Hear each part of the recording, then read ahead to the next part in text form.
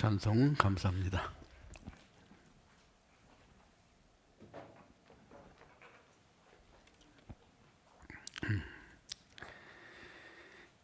함께 기도드리겠습니다. 사랑이 많으시고 은혜가 풍성하신 아버지 하나님 감사합니다.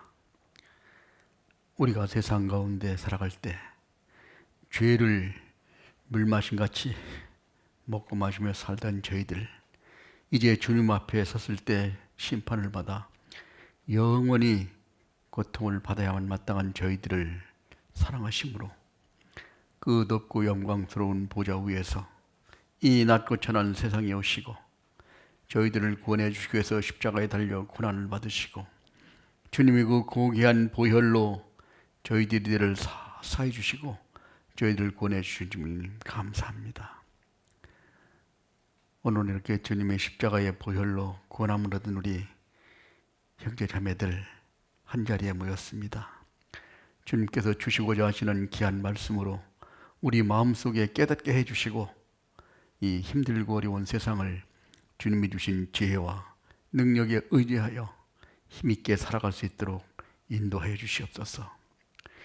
연약하고 부족한 저희들을 통해서 하나님의 뜻을 이루고 주님의 영광을 참여할 수 있도록 인도해 주신 주님의 뜻대로 오늘 한 해를 맞아 또 주님에게 힘있게 살아갈 수 있는 담대함을 허락해 주셔서 온전히 인도해 주시옵소서.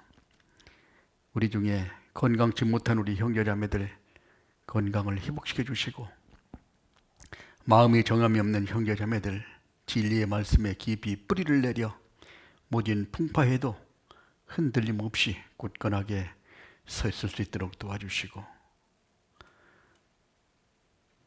또한 주님을 섬기는데 조금도 부족함이 없도록 주님께서 도와주시고 인도해 주시옵소서. 오늘도 이 자리에 참석하지 못한 우리 형제자매들 그 어디 있든지 있는 곳마다 함께 해주시고 또한 가족들과 만나는 자리에서도 주님의 복음을 전할 수 있는 귀한 시간이 될 수 있도록 인도하여 주시옵소서. 오늘의 모든 시종을 오로지 주님의 거룩하신 능력에 의지하오며 우리를 사랑하시는 거룩하신 주 예수님 이름으로 기도드렸습니다. 아멘. 성경 말씀 에베소서 6장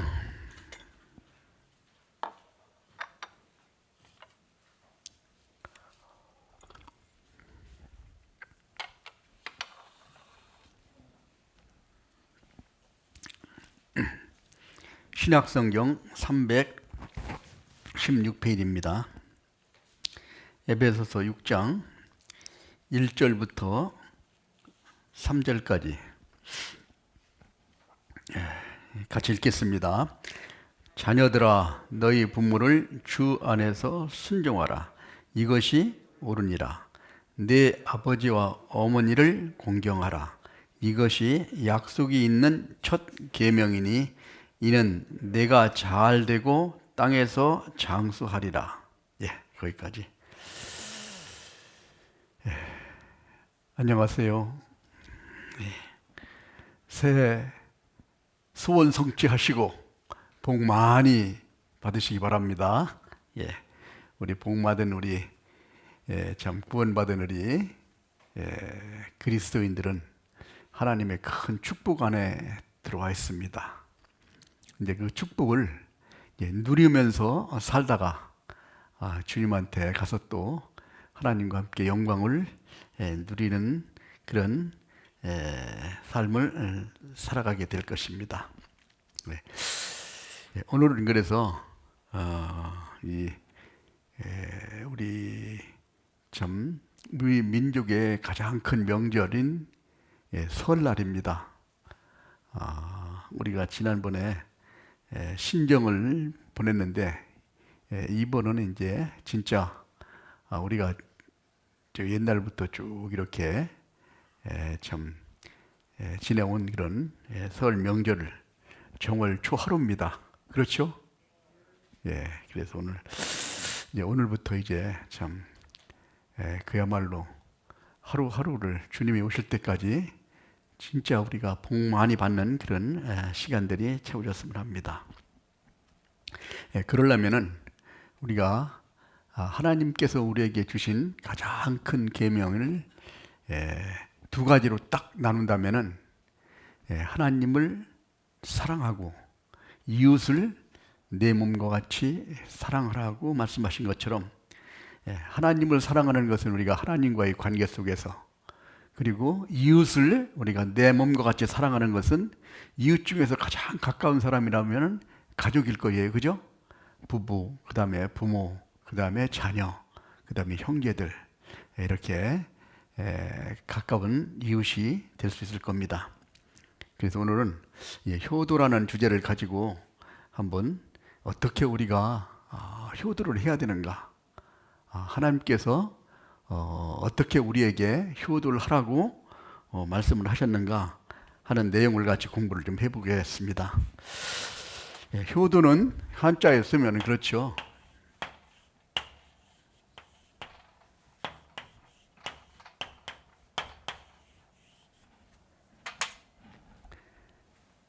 흑토에다가 될 화자를 쓰면은 이게 흙이 돼 간다는 뜻이죠. 이게 늙을 노자입니다.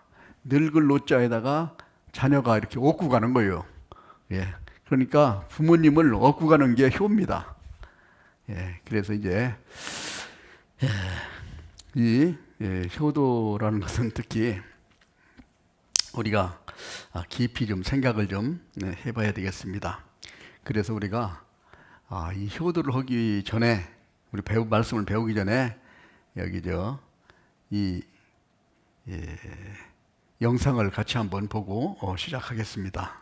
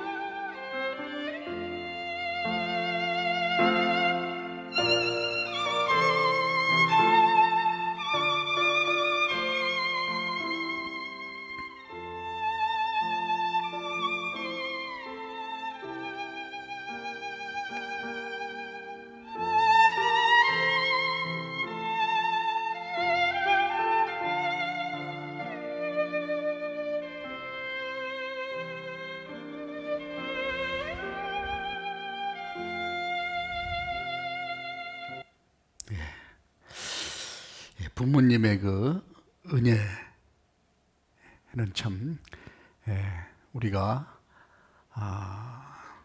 참 부모가 돼서 자식을 키워봐야 좀 느끼기 시작합니다.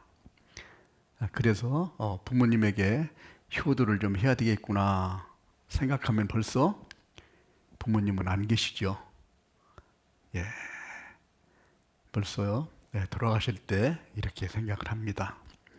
아직도 부모님이 계시다면은 남은 기간 동안 우리가 부모에게 효도하는 것이 하나님이 인간에게 주신 가장 큰 계명이 된다는 말씀을 우리에게 말씀해 주시고 있습니다. 강원도 정선에 가면은 그 효부총이라는 그런 비석이 있다고 합니다. 그 비석이 어떻게 세워졌냐면은 어떤 분이 개를 잡아먹고 그 뼈다구를 참 고랑에다가 이렇게 버렸답니다. 그런데 그 개 새끼인 강아지가 그 뼈를 다 물어다가 이렇게 산기슭에다 묻어다 놓고 그 옆에서 죽었다죠. 그래서 사람들이 그 모습을 보고 야, 이 짐승인 개도 이렇게 부모의 참 감사함을 느끼고 있는 그런 모습이 보여져서 거기다가 효부총이라는 그런 비석을 세워 놨다고 합니다. 이와 마찬가지로 우리는 사람으로서 그야말로 그 부모님에게 효도하는 것은 가장 인간으로서 해야 될 기본적인 도리라는 겁니다. 모든 가정의 질서의 기초가 되고 윤리, 도덕, 그 다음에 가정의 행복의 가장 기초가 되는 것이 바로 효도라고 합니다. 요즘에 젊은 사람들은 이 효도를 어른들이 생각하는 그 효도와는 약간 차이가 있게 이렇게 생각을 한다고 합니다. 그래서 그 대학생들을 설문조사를 쫙 이제 해봤습니다. 해보니까 부모는 어떤 것이 효도라고 생각하냐면은 자주 찾아보고 서로가 안부 좀 묻고 이런 거 정서적인 그런 면을 효도라고 생각하는 반면에 자녀들은 어디 몸이 불편하시면은 병 간호 좀 해드리고 그 다음에 경제적으로 좀 이렇게 용돈 좀 드리고 하는 것을 효도라고 생각을 한다고 합니다.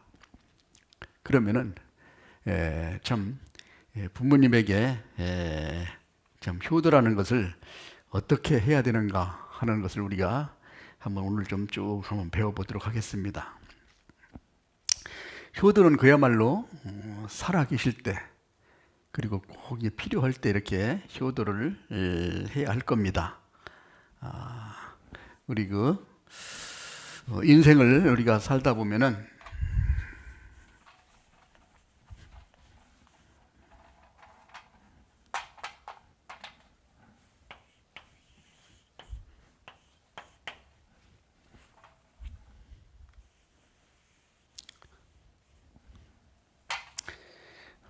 하도 쓰다 보니까 예수님이 먼저 나오네. 예, 운생이 이제 여기 0살에서부터 보통 이제 90살까지 사시는 분들이 대부분입니다. 90 넘는 분들은 별로 없죠. 예, 아마 저희가 쭉 이렇게 좀 살다 보니까 이 태어나서부터 한 5살 때까지 그리고 돌아가시기에 약 5년 정도 이 기간이 가장 도움이 많이 필요할 때라고 생각을 합니다. 우리가 태어나서 5살 때까지는 진짜 부모님이 모든 것을 다 책임져 주고 하시죠. 그야말로 우리가 참 괴로움도 다 있고 무엇보다도 그 일을 위해서 다 합니다. 자, 이렇게 하는 반면에 또 우리가 돌아가시기 한 5년 정도가 또 부모님이 가장 다른 사람의 도움을 필요로 한 때예요. 이 나머지 이 시대는 건강할 때입니다. 물론 이때도 효도를 해야 되겠지만은 효도가 더 필요한 것은 요때라는 거죠. 요때. 마치 우리가 태어나서 5살 때까지 부모의 은혜를 믿고 살아가는 것처럼 돌아가시기 전에 이때는 그야말로 부모님이 자녀의 도움이 필요하다는 거예요.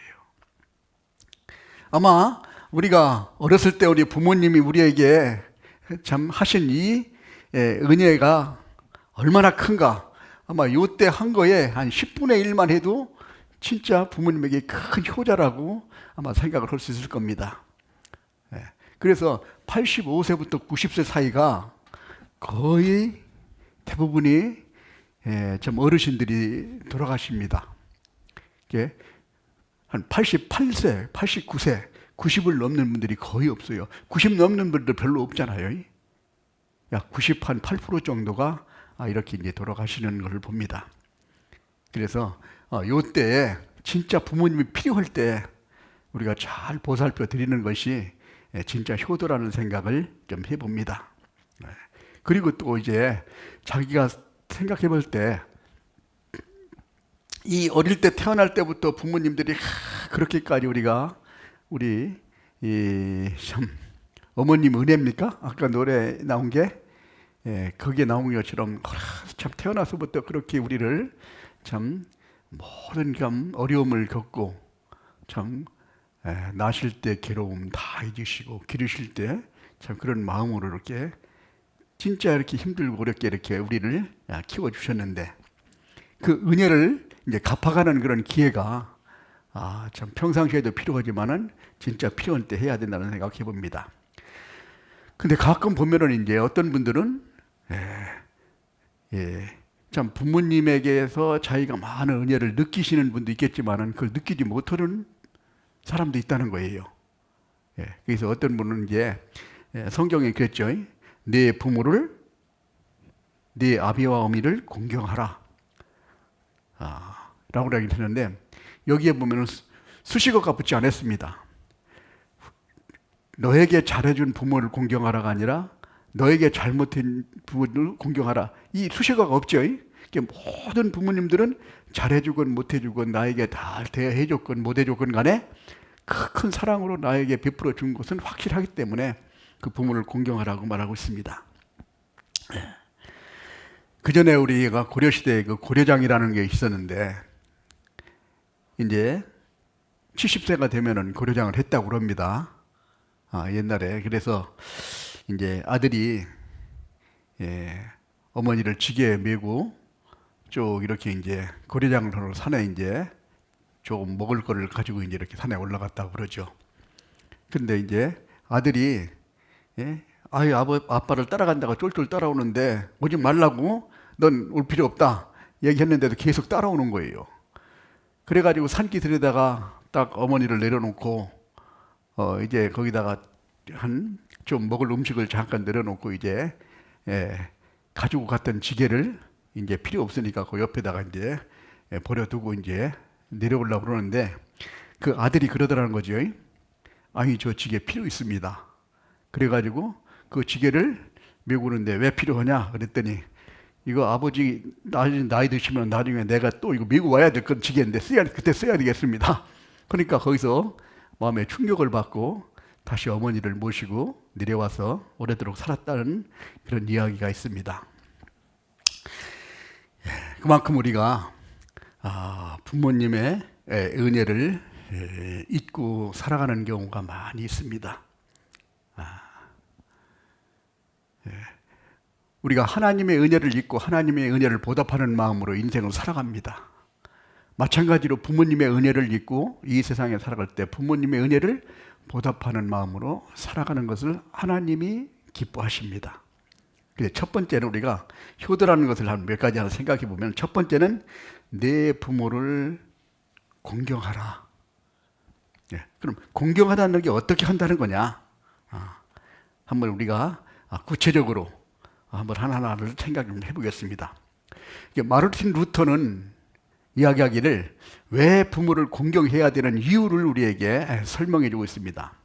첫 번째는 출애굽기 20장 12절에 내 부모를 공경하라고 하나님이 인간에게 주신 가장 큰 계명의 첫 번째다 놓으셨다는 거예요. 하나님의 명령이기 때문에. 네. 그 다음에 두 번째는 부모를 공경해야 되는 이유가 뭐냐? 두 번째는 부모님에 대한 순종하는 것이 세상을 살아가는 많은 권위를 가진 사람들에게 순종을 배우는 훈련의 좀 첫 발자국이라는 거예요. 그러니까 부모님에게 순종하는 것을 잘 배우면 밖에 가도 또 순종을 합니다. 부모님에게 불순종하는 사람은 밖에 가도 마찬가지예요. 그래서 태어나서부터 참 우리 어머니들이 자녀를 키울 때 순종하는 것만 잘 가르쳐줘도 그 자녀는 아마 실패하지는 않을 겁니다. 예. 그리고 또 한 가지는 인간이 마땅히 해야 될 일이 바로 부모를 공경하는 일이다 라고 얘기를 합니다. 그리고 또 한 가지는 그 일을 하나님이 아주 기뻐하신다는 거예요. 네. 그래서 하나님이 기뻐하시는 그 일을 할 때 예수님도 나의 아버지 기뻐하시는 일을 행할 때 나를 혼자 두지 아니하셨다. 하나님이 기뻐하시는 그런 모습을 봅니다. 네. 그리고 또 한 가지는 부모를 공경할 때, 이 본문에 오늘 나와 있죠. 에베소서 6장 3절에 보면은 2절부터 제가 읽어드렸습니다. 내 아버지와 어머니를 공경하라. 이것이 약속 있는 첫 계명이니. 3절을 같이 읽겠습니다. 이는 내가 잘 되고 땅에서 장수하리라. 약속이 있어요. 하나님의 계명을 10계명을 주셨지만은 약속이 있는 계명은 이게 하나밖에 없습니다. 부모에게 잘하면 내가 축복받는다. 참 옛날 사람도 그런 말을 자주 하지만은 이 하나님이 이와 같이 부모에게 잘하는 사람은 복을 주시겠다고 하나님이 약속을 하셨습니다. 그렇기 때문에 우리는 부모를 공경해야 된다고 얘기합니다. 우리가 잘 알고 있는 우리 미국의 그 초대 대통령인 그 워싱턴 대통령이 그 일화를 아마 잘 알고 계실 겁니다. 젊었을 때 이 항해사가 되기를 아마 원해가지고 망망대해에 가가지고 배 타고 참 세계를 참 누비고 있는 이런 것을 아마 꿈을 꿔왔다고 합니다. 이제 나이가 점점 자라가지고 이제 항해사로 이제 나가려고 어머니한테 와서 어머니하고 이제 인사를 드리는데 그 어머니가 그 아들의 손을 잡고 기도를 해주는데 계속 눈물을 흘리면서 이 기도를 이렇게 해 주었다고 합니다. 그 눈물을 흘리는 걸 보고 이 워싱턴 대통령이 마음을 바꿔서 다시 항해사를 그만두고 이제 공부를 또 계속했다고 합니다. 그래서 내 어머니의 눈물을 보고 내가 이렇게 참 살아서는 안 되겠구나 라고 생각해서 다시 열심히 공부해가지고 나중에 미국의 초대 대통령까지 됐잖아요. 부모의 마음을 참 이렇게 위로해드리고 또 평상시에 그래서 워싱턴 대통령이 부모의 눈에서 눈물을 흘리지 않도록 하라는 것을 자기 마음속에 깊이 새겨두고 살았다는 그런 일화가 있습니다. 그래서 부모를 공경하는 그 일에 대해서 한번 우리가 하나하나 어떻게 하시는 것이 부모를 공경하는 것을 한번 찾아보도록 하겠습니다. 잠언 23장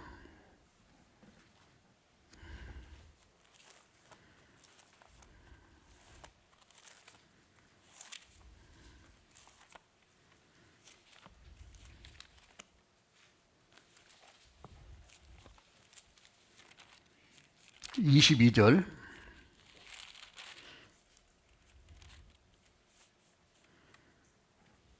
22절 제가 읽어드리겠습니다. 너 낳은 아비에게 청종하고 네 늙은 어미를 경히 여기지 말지니라. 진리를 사고서 팔지 말며 지혜와 훈계와 명철도 그리할지니라. 의인의 아비는 크게 즐거울 것이요 지혜로운 자식을 낳는 자는 그로 인하여 즐거울 것이라.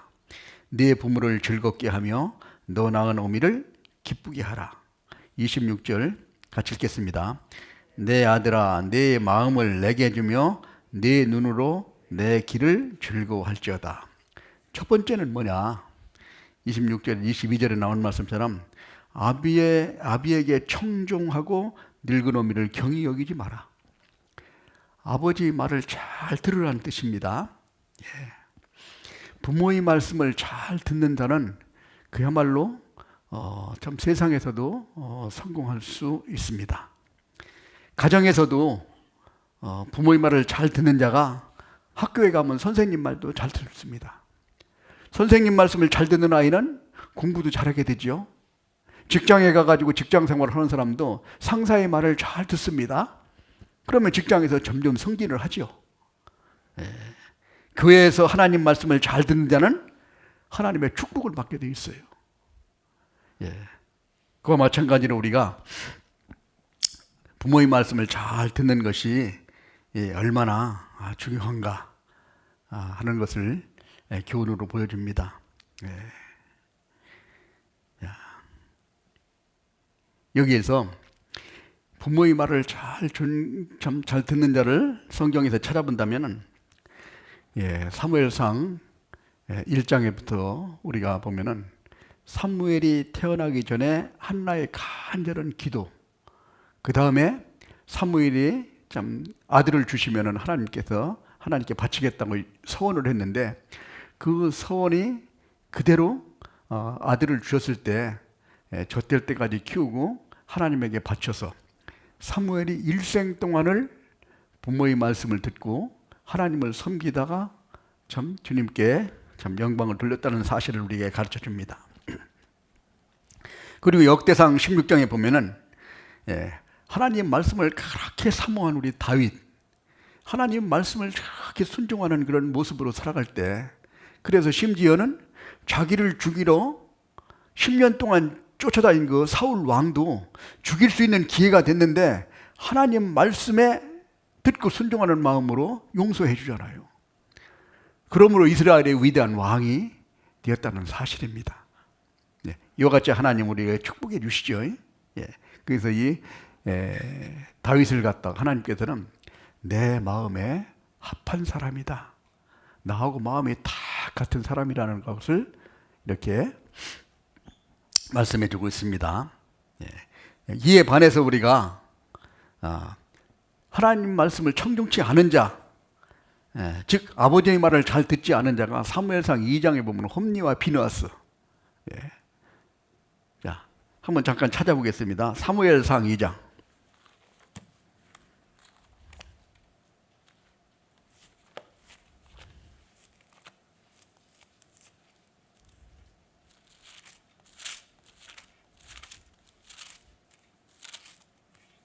(12절) 엘리의 아들들은 불량자라 여호와를 알지 아니하더라. 그 제사장들이 백성에게 행하는 습관은 이러하니 곧 아무 사람이 제사를 드리고 그 고기를 삶을 때 제사장이 사환이 손에 세갈고리를 가지고 와서 그것으로 남비에 있는 솥이나 큰 솥에 가마에 찔러 넣어서 갈고리에 걸려 나오는 것은 제사장 자기 것으로 취하되 실로에서 무릇 그에게 온 이스라엘 사람에게 이같이 할 뿐이다. 그래서 하나님께 제사를 지내는데 자기가 먼저 그걸 갖다가 먹는다는 뜻입니다. 하나님이 그래서 17절 이 소년들이 죄가 여호와 앞에 심히 크면 그들이 여호와의 제사를 멸시하며 했더라. 하나님의 제사를 멸시했다고 그랬습니다. 왜 이런 일이 벌어졌냐면은 25절 사람이 사람에게 범죄하면 하나님이 판결하시려니와 사람이 여호와께 범죄하면 누가 의하여 간구하겠느냐 하되 그들이 그 아비의 말을 듣지 아니하였으니 이는 그 여호와께서 그들을 죽이시기로 뜻하였습니다. 아버지의 말을 듣지 않아서 이런 일들이 벌어졌다는 거예요. 이 엘리 제사장은 그 시대에 하나님을 가장 잘 섬기고 가까이 섬기고 하나님이 어떤 분이라는 걸 가장 잘 아는 대제사장이었습니다. 대제사장을 40년 동안 하신 분이에요. 자기 아들을 잘 가르치고 싶은 마음이 얼마나 있겠었어요. 그러나 그 아들이 아버지의 말 듣지 않아서 이렇게 하나님으로부터 불량자라, 그리고 한날에 같이 죽여버립니다. 이런 일들이 벌어졌다는 겁니다. 예. 그 다음에 창세기 28장에 보면은, 우리가 에서와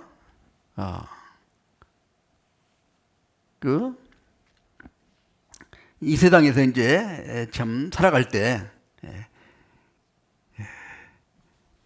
이 에서는 아버지 말을 듣지 않고 이방 여인과 결혼해가지고 그 후대에 보면은 지금 에돔족 속의 조상들이 쭉 나와 있잖아요.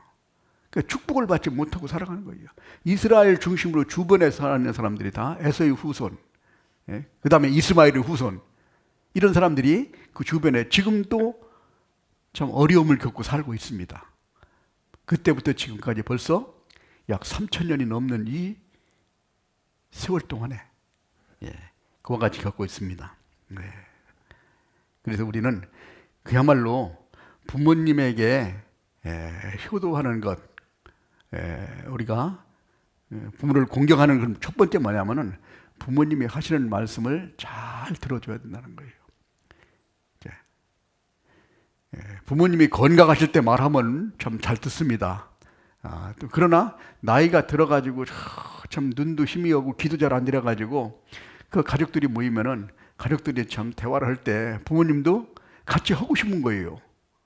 근데 뭐라고 하려고 그러면은 아유, 어머니는 저쪽 가 있으라고 그러고 자기들끼리 이야기 하잖아요. 뭐 일을 참견하면은 참견하지 말라고 얘기합니다. 여기 우리 영상을 하나 보여드리겠습니다.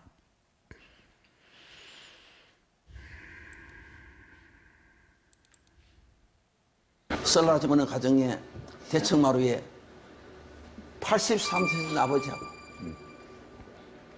53세 된 아들하고 마주 앉아 있었습니다. 마침 창가에 까치 한 마리 나왔습니다. 아버지가 물었습니다. 얘야 저게 뭐냐? 아버지 까치예요. 그래 오냐 고마워. 두 번째 또 물었습니다. 얘야 저게 뭐냐? 금방 까치라 했잖아요. 오냐 고맙다. 또 세 번째 또 잊어버리고 또 물었습니다. 여러분 나이 많으면 여기서는 부모는 정신이 왔다 갔다 합니다. 얘야 저게 뭐냐? 금방 까치라 했잖아요. 그것도 못 알아먹어요. 그 소리를 아버지는 너무너무 서러웠습니다. 너무너무 서러워서 방으로 들어갔습니다. 들어가서 옛날 일기장을 꺼내왔습니다. 그 일기장은 제가 33살 때 일기장이었습니다. 밖에 나와서 제 아들하고 읽어보라 했습니다. 그 일기장에 이런 글귀가 써 있습니다. 3살짜리 내 아들과 마루에 마주 앉으셨다. 마침 창가에 까치가 날아왔다. 3살 먹은 내 아들이 나에게 물었다. 얘야 저게 뭐냐? 얘야 까치란다. 내 아들은 연거푸 23번을 물었다. 까저가 뭐야? 까저가 뭐야? 나는 23번을 까치라고 답을 하면서 내 마음이 왜 이렇게 즐거운지 몰랐다. 그래서 사랑하는 내 아들을 너무 키워서 품에 안아 주었다. 여러분요, 아버지는 자식에게 3번 물었는데 자식은 화를 냈는데, 자식은 부모에게 23번 물었는데 그 자식이 사랑스러운 거예요. 여러분, 그것이 부모님입니다. 그 부모님이 오래오래 살아계세요. 여러분, 부모님을 살아계실 때 고맙게 잘하십시오. 한 번 가면 다시 못 만난 것이 부모님입니다. 부모님을 살아계실 때 고맙게 잘하십시오. 제가 인터넷에 글이 하나 올라왔는 것을 여러분들 한번 읽어드리겠습니다. 제목이 시아버지의 문자 메시지. 내게는 특별한 2개의 핸드폰이 있습니다. 한 개는 내 것이고 다른 하나는 하늘나라에 계신 시어머니의 것입니다. 제가 시부모님께 핸드폰을 사드린 건 2년 전 두 분의 결혼 기념일에 커플폰을 사드린 것입니다. 문자 기능을 알려드리자 두 분은 며칠 동안 끙끙대시더니 서로 간에 문자도 나누게 되었습니다. 그러던 시어머니께서 갑자기 암으로 돌아가서 유품 가운데 핸드폰을 며느리인 제가 보관하게 되었습니다. 그리고 한 달 정도 지난 무렵 아버님이 아파트 경비 일을 보러 가신 후에 띵동 하고 어머니 핸드폰으로 문자 메시지가 들어왔습니다. 여보, 오늘 야간 줍니까? 저녁을 어머니랑 맛있게 드시고요. 순간 나는 놀랐습니다. 혹시 어머니 돌아가신 충격으로 아버님께서 치매 증상이 온 것이 아닌가 하는 불길함이 몰려왔습니다. 그날 밤 또 문자가 날아왔습니다. 여보, 추운데 이불 덮고 잘 자구려. 사랑해요. 남편과 나는 그 문자를 보고 눈물을 흘렸고 남편은 좀 더 지켜보자고 했습니다. 그날 저녁 우리 식구는 아버님이 사오신 동태로 매운탕을 끓인 후 소주 한 잔과 함께 아버님이 하시는 얘기를 묵묵히 들었습니다. 아직도 너희 어미가 문을 열고 들어온 것 같구나. 그냥 내 어머니랑 했던 대로 문자를 보낸 거란다. 답장이 안 오더라. 그제야 내 어머니가 돌아가신 것을 알았다. 너희 내외가 내가 이상해진 것인 줄 알고 내 눈치를 보며 아무 말 못했던 것도 다 안다. 미안하다 얘들아. 그날 이후 아버님은 어머니 핸드폰으로 다시 문자를 보내지 않았습니다. 하지만 요즘은 며느리인 제게 문자를 보내십니다. 지금 나도 아버님께 문자를 보냅니다. 아버님, 빨래하려고 하는데 아버님 속은 어디에 숨겨두었어요? 이상입니다. 이와 같이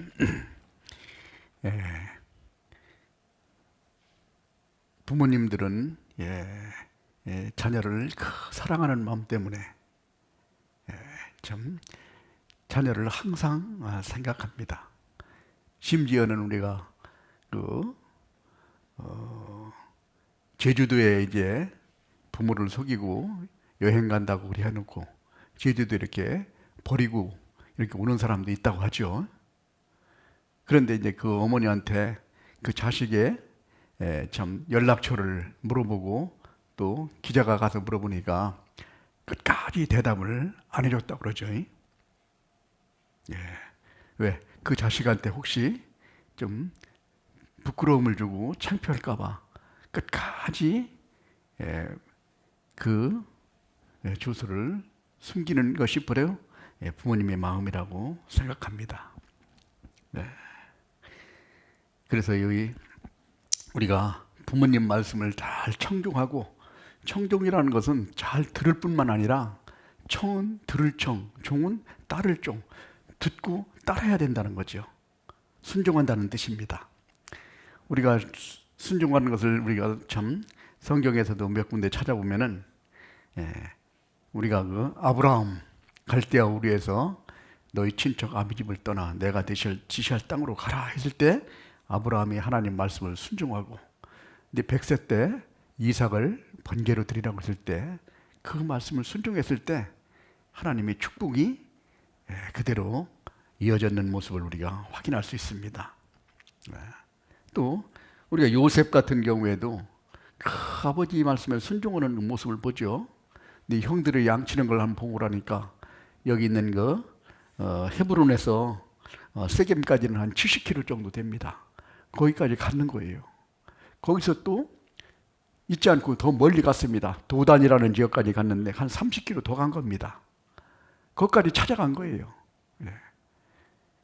거기까지 찾아갔는데 형들이 미움을 받아가지고 애굽에 팔아버리는 바람에 애굽에서 그 종살이를 13년 동안 하는 동안에 애굽의 총리가 되는 그런 크신 역사를 하나님이 이루어 가신 모습들을 우리가 확인할 수 있습니다.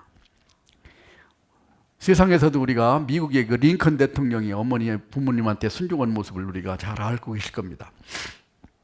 링컨 하면은 그야말로 참 배우지 못하고 참 어려운 가정에서 태어났다는 것, 통나무 집에서 살았다고 하죠. 10살 때 어머니가 돌아가셔서 새어머니가 두셨습니다. 그 새어머니가 아주 이렇게 교육을 잘 시킨 것 같아요. 나중에 이제 나이가 들어서 어머니가 돌아가실 때 링컨에게 마지막 유언을 그리 했답니다. 너는 나중에 절대로 술을 마시지 말고 담배를 피우지 마라 라고 유언을 했다고 합니다. 그 유언을 끝까지 일생 동안 지켰다고 링컨의 회고록에 이렇게 기록되어 있습니다. 한 번은 나중에 대통령이 됐을 때 큰 만찬회가 있는데 거기서 이제 그 참 장관들이 같이 이제 좀 술을 좀 권했는데 술을 아주 정중하게 사양을 하고, 그냥 사양을 하면은 좀 마음에 문제가 될 수 있잖아요. 왜 내 참 성의를 무시하나라는 생각을 할 수 있으니까 그 어머니 이야기를 그때 돌아가실 때 이리 유언하셨기 때문에 내가 이걸 술을 그때부터 지금까지 마시지 않는다라고 얘기하니까 그 술을 권해줬던 그 참 만찬에 참석했던 분이 나도 그런 어머니를 주셨으면은 나도 대통령이 됐을 뻔했는데 라고 이야기를 했다고 그러죠. 그와 같이 부모의 말씀을 잘 듣는 것은 큰 축복을 우리에게 가져다 줍니다. 링컨이 얼마나 마음이 넓은가 하면은, 링컨이 진짜 그야말로 우리가 링컨을 잘 아는 사람은 그 고생을 수없이 많이 했죠. 실패를 무지하게 많이 했습니다.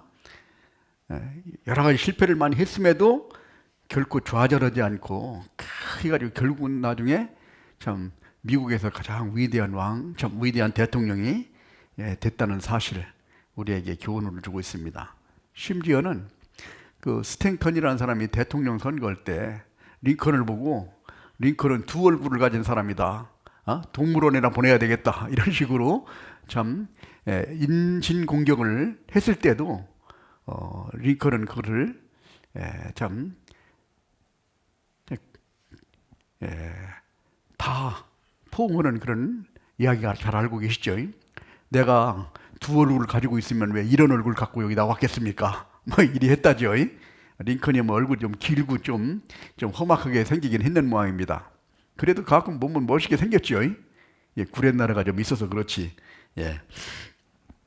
근데 그 사람을 나중에 대통령 되고 난 다음에 국무장관을 시켰다는 거예요. 그냥 잘라버리고 그냥 뭐 했어도 됐는데, 그와 같이 마음이 넓은 마음은 부모님과 밑에서 자랄 때 참 온전하게 자랐기 때문에 이렇게 훌륭한 사람이 됐다는 사실을 우리가 교훈으로 잘 들을 수 있습니다. 자, 우리가 순종이 제사보다 낫고 이 순종하는 것이 제사보다 낫다. 사무엘상 15장에 기록되어 있는데, 그래서 세상에 어떤 것보다도 순종하는 것이 제일이라는 사실을 우리에게 교훈해 주고 있습니다.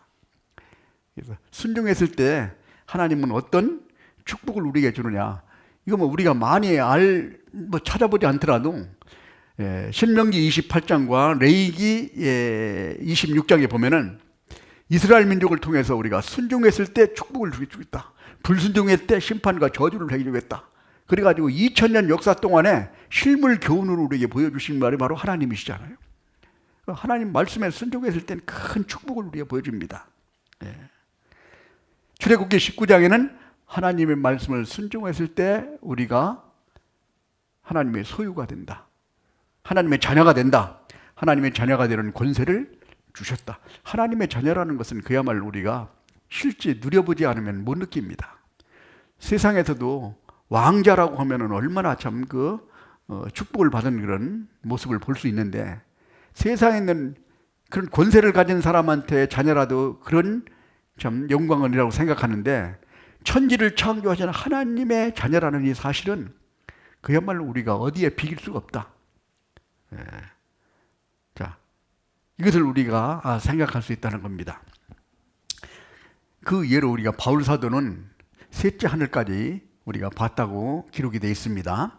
셋째 하늘이 바로 천국인데, 자, 천국을 갔다 온 바울 사도가 천국이 그냥 뭐 이 세상에 사는 것보다 조금 좋다고 그러면 그렇게까지 살지 않았을 거예요. 한번 보고 오니까 뭐라고 그랬습니까? 말할 수 없는 그런 상황을 자기가 체험했는 거예요. 그러니까 죽기까지 그냥 나중에 1차, 2차, 3차, 4차 전도 여행을 다니면서 나중에 로마에 가서 복음을 전하면서 목 잘려 죽을 때까지 따라가는 모습을 보면은 무엇을 보았길래 그렇게 했습니까? 아마 우리는 그 하나님의 우리에게 주신 그 영광이라는 것은 그야말로 무엇과 비교할 수 없는 만큼 큰, 참 고린도전서 2장에 나와 있는 것처럼 마음 눈으로 보지도 하고 귀로 듣지도 못하고 마음으로 누리지도 못하고 생각지도 못하는 것을 하나님이 우리에게 준비해 놓으셨다라는 것을 우리가 실감하게 만들어 줍니다. 그리고 모두 하나님 말씀을 우리가 순종할 때 우리를 형통하게 만들어 준다고 하나님이 약속을 하셨습니다. 여호수아 1장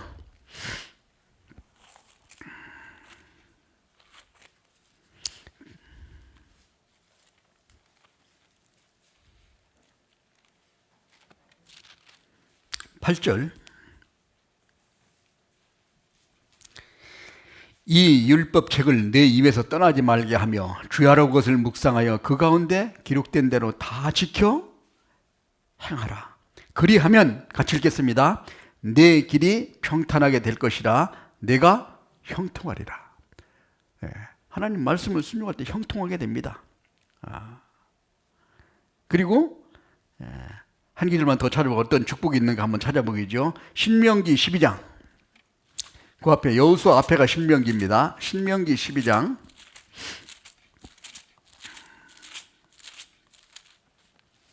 28절.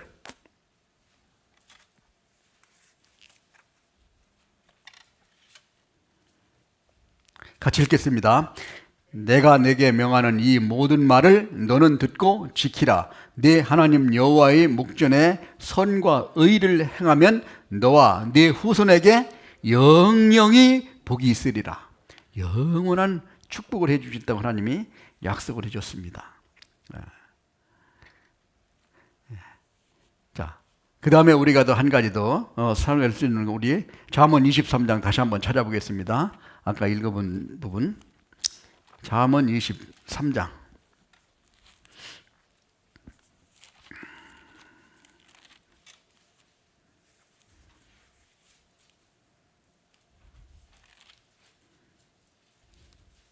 23장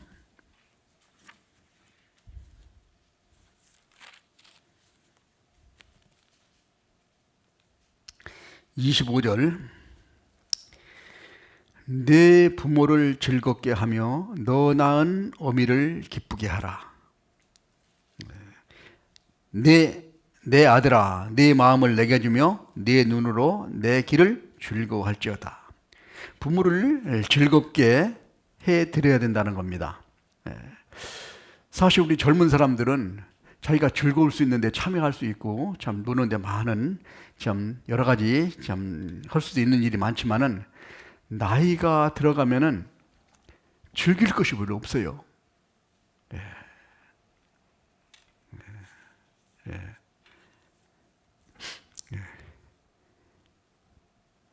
부모님이 나이가 드신 부모님이 즐거움을 느끼는 것은 누구를 바라보는 것밖에 없어요? 자녀들만 바라보는 거예요. 자녀들은 부모를 가끔 힘들 때나 어려울 때나 생각하지만은 부모는 자녀들을 항상 생각합니다. 어릴 때만 생각하는 것이 아니라 장성해서 생각하고 나중에 나이가 먹어도 계속 생각하고 있어요. 아들이 직장에 갈 때도 80녹은 참 부모님이 뭐라고 그래요? 차 조심해라, 길 조심해라 이런 말 하잖아요. 항상 생각하고 있는 겁니다. 그래서 부모님 마음을 즐겁게 해드리기 위해서는 우리가 부모님에게 항상 참 그 마음이 부모를 생각하기를 부모님이 원하신다는 사실입니다.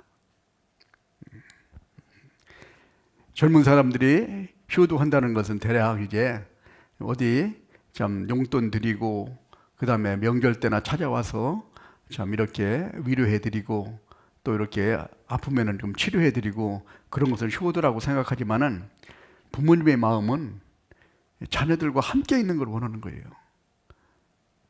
하나님도 우리를 구원해 주신 그 목적이 뭐냐면 우리와 함께 하시려고.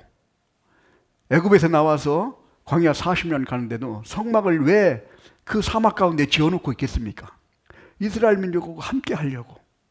사랑하는 사람은 함께 있기를 원합니다. 너희가 내 안에 내가 너희 안에 있으면 참 무엇이든지 원하는 대로 구하라. 그리하면 주라. 네? 포도나무에도 붙어 있어라. 함께 있다는 걸 원하고 있는 거예요. 네. 요즘에는 이제 우리 젊은 분들한테는 저는 가끔 그런 얘기를 합니다.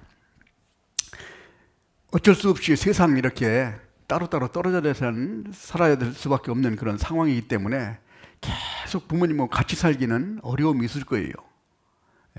어려움이 있을지라도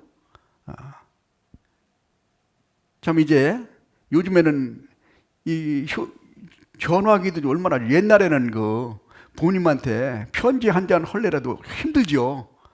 편지 쓰기도 힘들고 보내기도 하고 한참 동안 참 이렇게 써야 되고 또 배달도 한참 동안 걸려서 한 일주일 이상 가고 막 그래기 때문에 어려운데, 요즘에는 참 세상이 좋아져 가지고 이 핸드폰 하나만 들면은 이거 요즘에는 키 또 한번 누르기만 하면은 그냥 당장 나오잖아요.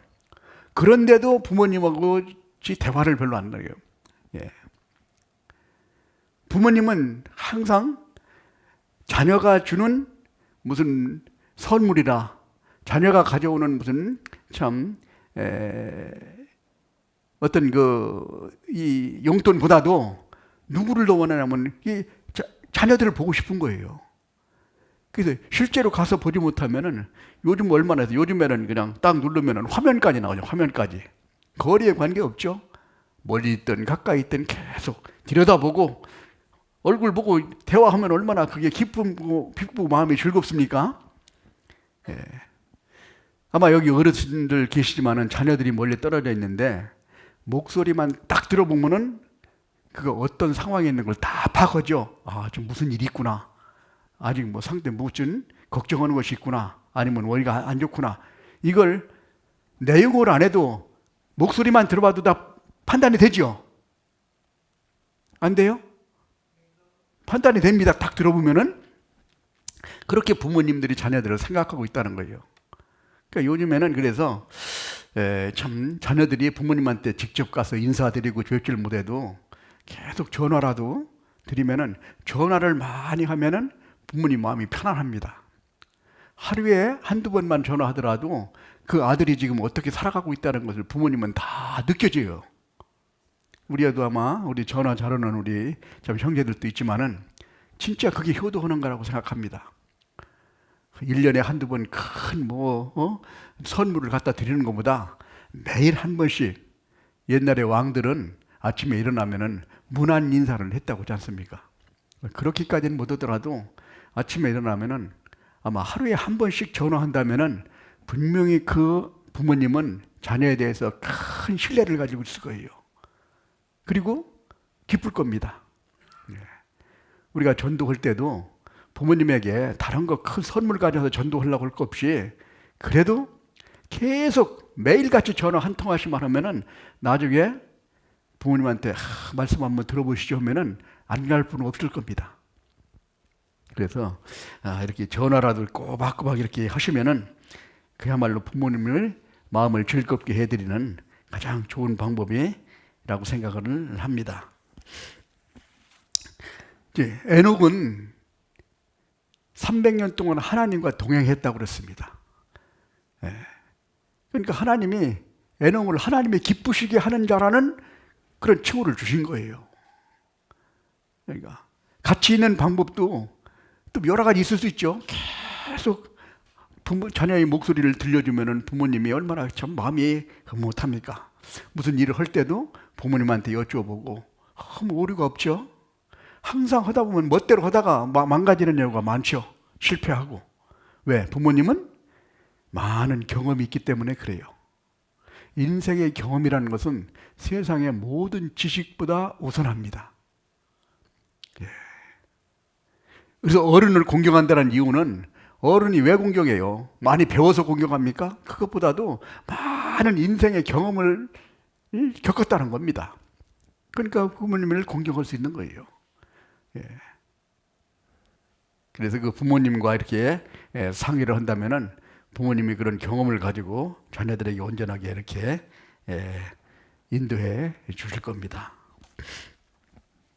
그리고 또 한 가지 우리가 그야말로 가장 중요한 것은 부모님을 기쁘시게 하는 것 중에 가장 중요한 것은 이 세상에 뿐만 아니라 영원히 기쁘시게 해드리는 것이 최고로 중요한 거예요. 부모님이 구원받는 것보다 더 중요한 건 없어요. 구원받게 되면은 이 세상에서도 편안하게 참 사실 뿐만 아니라 영원히 편안하게 살 수 있다는 사실입니다. 이것보다도 더 중요한 건 없습니다. 부모님이 어떤 일을 어떻게 할지 몰라도 물론 뭐 잘 말씀을 듣지 않죠. 그 안에 세상에서 있는 그 참 세상에 대한 마음이 수십 년 동안 마음에 가득 차 있는데 그게 하루아침에 부서지지 않죠. 그러나 하나님은 말씀으로 계속 할 때 결국은 하나님의 승리를 하십니다. 그래서 부모님에게는 꼭 무슨 일이 있더라도 어떠한 참 희생을 치르더라도 이것은 양보할 일이 아니라는 거예요. 타협의 대상이 되는 게 아니에요. 어떠한 희생을 치르더라도 꼭 그 영혼이 구원받게 해드려야 나중에 영원한 영광과 기쁨을 누리면서 같이 다시 만날 거잖아요. 지옥 가시면 만나지도 못하네 나중에. 그래서 우리 부모님에게 꼭 전도를 해서 이 말씀을 왜 방법이 없습니까? 방법이 없는 게 아니에요. 내 열정이 없는 거예요. 계속 구하면 하나님이 이루어 주시겠다고 약속하셨습니다. 이루어 주겠다는 거예요. 하나님이 구하라 그러면 주실 것이요 찾으라 그러면 찾을 것이요 두드리라면 열릴 것이다. 하나님이 약속했습니다. 전심으로 찾고 찾으면 나를 만나겠다고 말씀하신 것처럼 그 영혼을 위해서 이 아브라함이 참 하나님에게 기도하고 롯을 이제 소돔성에서 멸망할 때 그냥 50명이 있으면은 면해 주겠다고 그랬는데 45명, 30명, 20명, 10명까지 그냥 계속 참 깎아가면서 10명만 있어도 용서해 달라고 그렇게 기도한 것처럼 우리 마음속에 전심으로 기도하면 반드시 하나님은 약속을 들어주실 거예요. 중풍병자 4사람이 걸어가서 달을 내릴 때 하나님이 그들의 믿음을 보시고 그 영혼을 구원해 주셨잖아요. 중풍병자를 고쳐주셨듯이. 그래서 우리가 어떤 일이 있더라도 우리 부모님 그야말로 내가 사랑하는 마음이 있다면은 구원받게 꼭 하셔야 된답니다. 사람이 할 수 있는 능력을 초과하더라도 하나님의 약속을 믿고 우리가 나아갑니다. 그래서 효도하는 자에게는 하나님이 땅에서도 장수하고 복을 누리고 형통하게 만들어 주신다고 하나님이 약속을 하셨습니다. 오늘 본문에 다시 한번 보겠습니다. 에베소서 6장. 자녀들아 너희 부모를 주 안에서 순종하라. 이것이 옳으니라. 네 아비와 어머니를 공경하라. 이것이 약속 있는 첫 계명이니 이는 내가 잘 되고 땅에서 장수하리라. 반드시 하나님의 약속이 이루어질 겁니다. 그래서 부모님에게는 꼭 구원받게 이렇게 하시는 것이 바로 가장 큰 효도를 하는 거라는 사실을 우리에게 깨닫게 만들어 주시고 하나님이 도와주실 겁니다. 포기하지 말고 끝까지 이렇게 꼭 구원받게 해야 된다는 사실을 우리에게 다짐하게 만들어 줍니다. 그래서 진짜 그야말로 부모님이 나에게 베푸신 그 은혜를 생각하면은 내가 그거에 한 참 10분의 1만이라도 내가 좀 희생한다면은 부모님은 반드시 구원받으시고 영원한 영광에 참여하실 수 있다는 사실을 우리에게 깨닫게 만들어 줍니다. 그래서 우리 효도는 부모님에게 참 기쁨을 주실 뿐만 아니라 내가 사는 길이라는 거예요. 내가. 그래서 내가 온전히 주님 앞에서 하나님의 뜻을 이루어가는 그런 삶으로 살아갈 수 있도록, 특히 명절을 기해서 가족들이 다 모이는 그런 시간들이 우리한테 주어지잖아요. 이게 좋은 기회입니다. 그래서 오늘 이제 명절 잘 보내시고, 또 금년 한 해 참 우리가 결심했던 것 온전히 이루는 그런 한 해가 됐으면 합니다. 같이 기도하겠습니다. 자비로우시고 은혜로우신 아버지 하나님, 감사합니다. 영원히 멸망받을 수밖에 없는 저희들을 구원해 주시고 천국의 소망을 가지고 살아갈 수 있도록 인도해 주신 주님, 감사합니다. 이제 금년 정월 초하루 이제 새로운 해를 맞이하는 저희들에게 새로운 마음의 결심과 우리 부모님을 섬기는 효도에 대해서 한번 깊이 생각해보고, 우리가 온전한 효도를 함으로써 우리 부모님들이 영원한 즐거움에 참여할 수 있도록 저희들을 귀하게 사용하여 주시옵소서. 또한 가족들과 함께 교제할 때도 온 가족들이 주 안에 돌아올 수 있도록 주님께서 저희들을 귀하게 사용하여 주시옵소서. 앞으로 모든 것도 오로지 주님의 거룩하신 능력에 의지하오며 우리를 사랑하시는 거룩하신 주 예수님 이름으로 기도드렸습니다. 아멘.